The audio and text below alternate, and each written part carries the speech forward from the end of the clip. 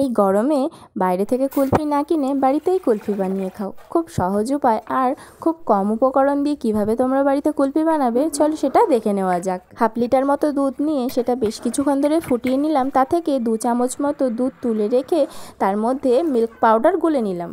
এবার কিছু চীনাবাদাম আর কাজু বাদাম জলে ভিজিয়ে রেখেছিলাম বেশ কিছুক্ষণ, সেটাকে পেস্ট করে নিলাম। এবার ফুটন্ত দুধের মধ্যে গুলে রাখা আমুল দুধ আর বেটে রাখা বাদামটাকে দিয়ে দুধটাকে ঘন করে নাবিয়ে নিয়েছি।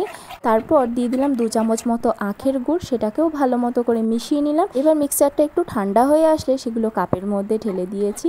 তারপর ওপর থেকে ফয়েল পেপার আটকে মাঝে একটা করে আইসক্রিমের স্টিক দিয়ে সবগুলো রেডি করে নিয়েছি। এবার ফ্রিজের মধ্যে পুরো একদিনের জন্য আমি রেখে দিয়েছিলাম। একদিন পর ফ্রিজ থেকে বার করে দেখছি আইসক্রিম পুরো জমে গেছে।